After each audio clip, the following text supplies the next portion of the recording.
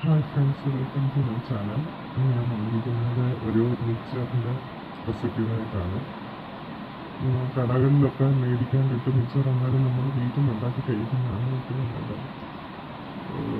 സിമ്പിളാണ്, ഒരു പാടുമില്ല ഇത് ഉണ്ടാക്കാൻ.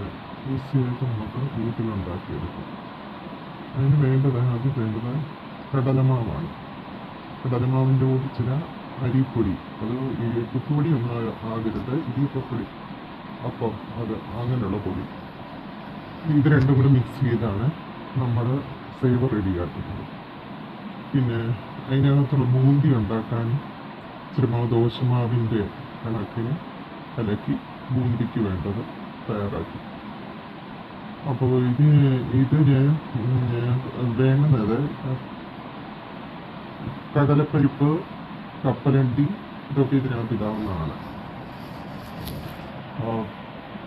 ആദ്യം തന്നെ നമ്മൾ ഇതിൻ്റെ കടലമാവ് അരിപ്പയ്ക്കകത്ത് വെച്ച് അരിച്ചെടുക്കണം. എന്തെങ്കിലും മണ്ണം പൊടിയൊക്കെ ഉണ്ടോന്നത്. അപ്പോൾ അരിച്ചെടുത്ത് കഴിഞ്ഞിട്ട് കടലമാവിൻ്റെ പകുതി അരിപ്പൊടിയും കൂടെ എടുത്ത് ഉപ്പും മഞ്ഞപ്പൊടി, മുളകുപൊടി, കായപ്പൊടി എല്ലാം കൂടെ ചേർത്ത് നമ്മളിത് കുഴച്ച് ഇടിയപ്പത്തിൻ്റെ പരുവത്തിലാക്കി എടുക്കുക. അത് കഴിഞ്ഞിട്ട് സേവനാഴി എടുത്ത് വെളിച്ചെണ്ണയാണ് അതിനകത്തൊന്ന് തടവിയിട്ട് ഈ മാവ് എടുത്ത് ഇടിയപ്പം പിടിച്ച് നമ്മൾ എണ്ണയിൽ, ചൂടായ എണ്ണയിൽ വറുത്ത് പോരുക. കരിഞ്ഞു പോകരുത്, വറുത്ത് പോരുക.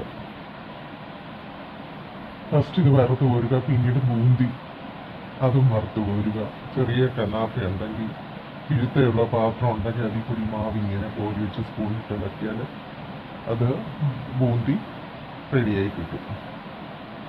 നെക്സ്റ്റ് സ്റ്റെപ്പ്, കപ്പലണ്ടി നമ്മൾ വെളിച്ചെണ്ണയ്ക്കകത്തിട്ട് ഒരു മിനിറ്റ് അത് വറുത്തെടുക്കുക.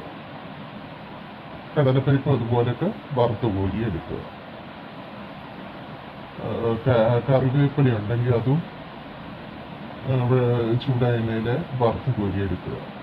പിന്നെ അതിൻ്റെ കൂടെ ഇടാൻ വെളുത്തുള്ളി, 3-4 അല്ലി വെളുത്തുള്ളി ഒന്ന് ഇടിച്ച് അത് വറുത്ത് കൊടുക്കുക. ഇത്രയേ ഉള്ളൂ.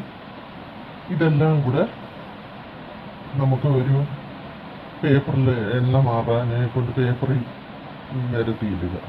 എണ്ണ മാറിക്കഴിഞ്ഞ് ഇത് കുറച്ച് മുളക് പൊടി, ഉപ്പും എരിവ് വേണ്ടവർക്ക് കുറച്ച് കായപ്പൊടിയും കൂടി ഇട്ടിട്ട് നമ്മളത് കൈകൊണ്ട് ഉരുടി പൊടിച്ച് എടുക്കുക. ഇത്രയേ ഉള്ളൂ. അടിപൊളി മിക്സർ റെഡി. നിങ്ങൾക്ക് ഇഷ്ടമായെന്ന് വിചാരിക്കുന്നു.